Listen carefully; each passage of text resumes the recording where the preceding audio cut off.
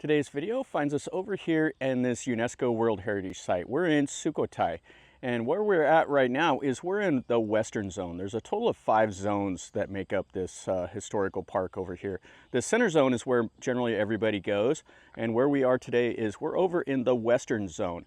And this is a part of the city that's just outside of the walls, and it was known originally as Aranyika or Aranyavasi. And this was all settled and built in this region under the Sukhothai king Li Tai in the 14th century or so. So anyway, there's a total of 11 temples just right here, and that's not counting the ones out in the trees and stuff. I can see several more out there. But we're gonna walk through here. Most of them are down to the bases. You just see the laterite and the brick and stuff like that. But there might be a hidden gem out here amongst these. We'll look at just a few of them. We're not gonna look at all of them today, or else the video would be like 3.5 hours long. So anyway, and then I'll try to break out the drone and you can see a little bit of it from the air. Let's look around here and let's see what we see.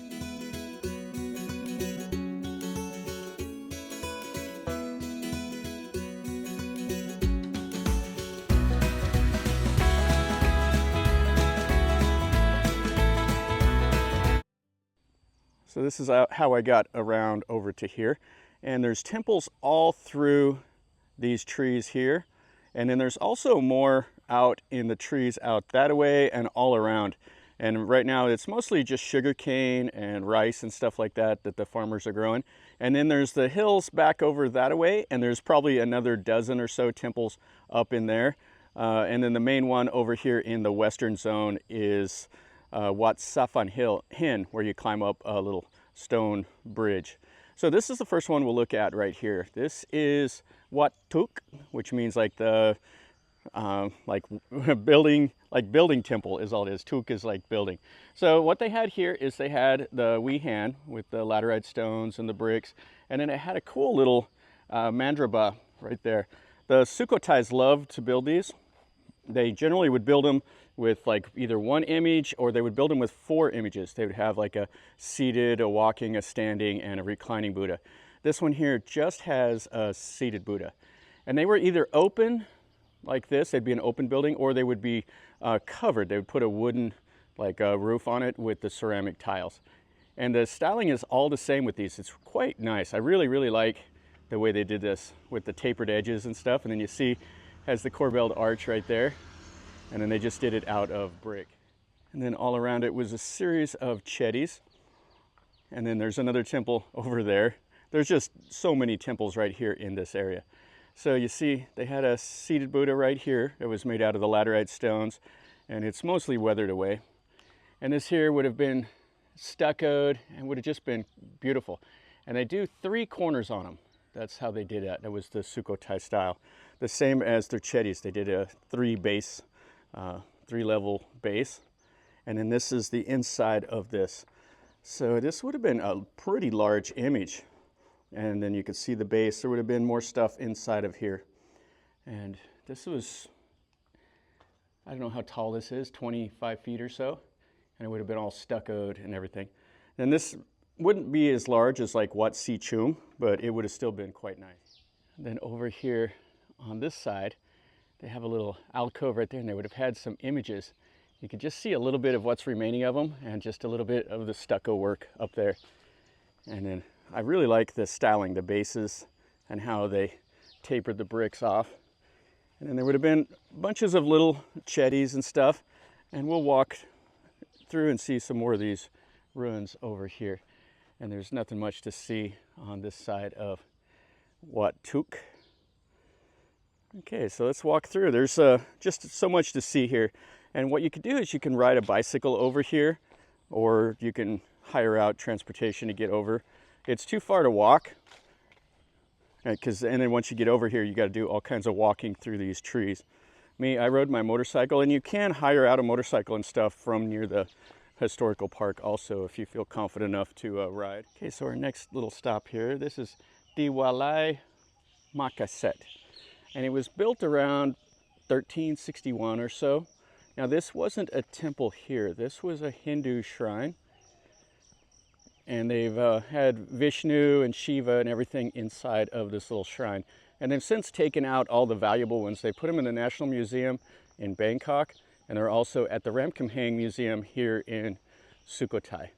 But quite cool. Look at those columns. There's 8 columns that would have held up the roof, and you can see how they would have fitted the roof right there on the top. And then it has a brick rail. Yeah, really nice. So the Hindus, there were still quite a few of them.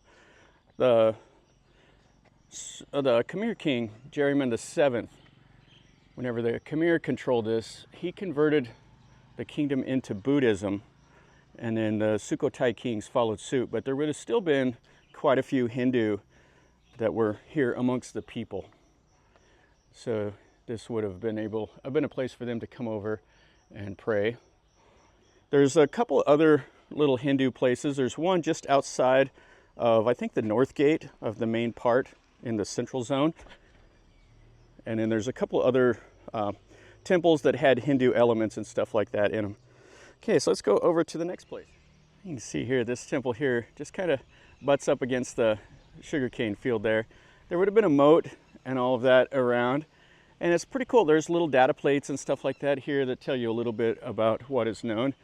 And some of the temples, they just say like Monument 43 or something like that.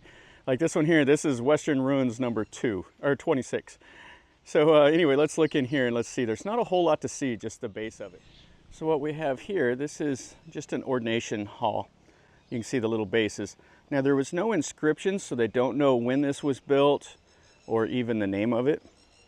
But they think by the floor plan and stuff that it was another one of these that was constructed during the reign of Sukhothai King Latai. There would have been a little wall here with numerous chetties, and then there would have been a mandraba also, but there's not much to see. And then there was a small little sala out here to the north of it, but there's not a whole lot of anything here, just down to the bases. And this is what you get at a lot of these ruins like this. They're just completely, dilapidated. So you just get, just a few piles of bricks and stuff like that. So this would have been, you can see from the floor plan, this would have been the mandraba. There would have been an image there, and then another image probably back behind here. But you can just see the base of a seated Buddha, kind of like that first one we looked at. And then just more of the moat and trees and stuff like that. Yeah, no real awe-inspiring surprise here at this one, just a nice little ruin. And back in the day, this would have been an important temple. I mean, obviously important enough to haul all these bricks in and stuff like that. But there would have been people that would have came over here, and this would have been just a vital part of the local community. So here, this is the base of the little sala. Not much to see. Okay, let's go over there. We'll see. There's 2 temples right over there, and then we'll kind of circle back over. So the next ruin here, this is Wat Pac. So we see here we got the ordination hall. You can see they made them out of stone. And this would have been a small little hall, and then we'd have had a little shrine over here next to it. And then over there, there's a little bridge with a chetty and a wehan. So there's not much to see anymore. We got a little dog that's territorial here, barking at me. You can see they have just the columns that are made out of the laterite, and then the base that's made out of brick. And it's kind of cool because they have 2 Buasima stones, and they're in groups of 2, and then on the 4 corners they're groups of 3, which is a bit different than you normally see. And originally they would have been carved, and they would have had all the little detail and stuff like that on them, but these are just replicas. You can see they made those laterite stones into little wheel things, little discs, and then they joined them with mortar, and then they notched them for cross beams and stuff like that. Now, I don't know what Prasak means. There's the Prasak River that runs down into, eventually joins the Chao Phraya and Ayutthaya. But that's the name of this temple. Don't know what the meaning of it was over here in Sukhothai. So we get across a little wooden bridge, across a small little moat, and then we'll see the chetty and the wehan. Okay, so this is the little wehan, and it's just down to the base. There's not a whole lot to see. There's place there for the image. We can at least go up into the base here. And it looks like there was like an indentation down into the floor. Huh. Yeah, there's a few places that you'll go to that they'll have like an image down in like a hole. It'll be like a standing image. But this is different than that. You can see the pedestal that the Buddha would have been sitting on. The bricks are kind of deteriorating. And then right over here, a small little chetty. And then they had a building built onto the side of it here. So this is what's left of that little chetty. You had some stairs that would have went in there. And this would have been a little covered room with an image right there. And then here is the small little chetty. It's not very big. Oh, and then this looks like another little building over here. Kind of an image was that sitting in there. Let's take a look at this. So this is all that's left. So you can be the judge. If you think this was a seated Buddha, I think it was, because this right here would have probably been its hand. I thought at first it might have been like a reclining Buddha, but it looks just like a seated one to me now. But they had the small little laterite stones, and that would have just been opened up right here to the chetty.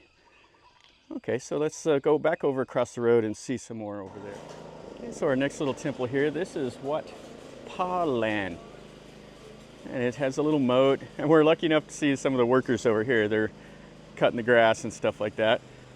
So anyway, this is a small temple. It has like 6 stupas over here. It had a little chetty, and then it had the Wihan over here. They didn't find any inscriptions again at this one here, so they don't know the exact date it was built. You can see up here, this is the base. Now it's kind of cool. They do a nice job with cutting this grass back. There's signs up all over in here talking about like no cows, because the local farmers will run their cows through here. There's signs up, but of course there's cow manure everywhere. I mean, you can't turn down all this free grazing. I would rather see them graze it down than spend the effort to bring in the weed whackers and cut it down. Yeah, there's not a whole lot left. This would have been a bell-shaped chetty right here. And we'll go up here and look. It looks like some of the locals have came over and they're burning some incense. So this would have been a little covered walkway here, the laterite and the brick all through this temple. And then there's this, what is this? This is the other little part of the walkway over here. So they had 2 entrances from the east. You come up these laterite steps. You're right in here. So they had all the support columns. Just a small little temple, and then the Buddha image, what's left of it. And you can see where they've left the little drink for the spirits and burning the joe sticks right there. Yeah, kind of cool. So these are still places that the people come over and do stuff like this. Yeah, so that thing there has a little metal disc on the front, and he's just cutting it down like a saw blade. And then the ladies are raking it up, and he's over here trying to get his weed eater going. Okay, so that's this one here. We'll go look at one more and then probably call it quits over here in this western zone. Okay, so this will be our last one we look at here. This is Wat Phamom Wong. And this was built before King Thai. There was another king that was over here that was the son of, I guess, King Sisachanalai. And he came over here to this area to stop a riot that was going on, and then he declared himself king. So there was some swan-like figures that were up on top of the columns here that they've taken down.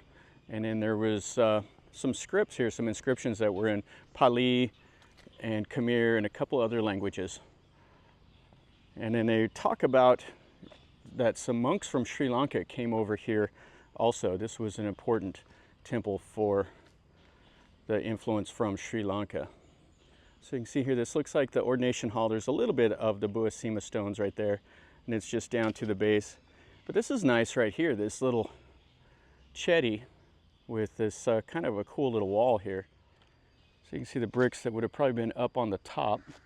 You could have walked up to the base there, and it had a bunch of the small little satellite chetties all around here. And there's no plaster work remaining other than just a little tiny bit right there. But you can just see the way the bricks were made. And these would have all had, you know, little chetties that would have had, you know, important relics or maybe the ashes of prominent people from here in Sukhothai that would have been buried in them. You can see just a little bit more there. It's kind of a interesting column. And then they had a small little chetty here also that would have had the indented corners. Now I wonder if this is one of those columns that reaches to heaven. You see them like in Myanmar, you see them in Chinese temples and stuff like that. I don't know the significance of this right here. So if somebody knows, please tell me. But it's kind of cool because it's all made out of the laterite and it just goes up to the top. But it wasn't a support column because there's the base is too small and there's no other ones around. Kind of interesting. A little mystery here at least. Well, that'll finish up a video over here at the western zone of Sukhothai. This is nice. It's not like overwhelming as far as like wow, wow, wow, but it's still kind of cool to see these old temples and stuff like that. There's not a whole lot left of them, which is unfortunate, but you know, the sands of time and the jungle and everything like that kind of erase them. It's still worth your time if you're like a history buff and you just like to go see these old temples. But if you have limited time, then skip this part and just stay towards the central zone. That's where the best ruins are at. So anyway, hopefully you enjoyed the video. If you did, smash the like button. If you're new to the channel, subscribe, and then you're notified when I post a new video. And if you've been here or if have any questions or comments, ask me down below and I'll do my best to answer them. And from over here in Sukhothai, remember, life is a journey. Until next time, enjoy.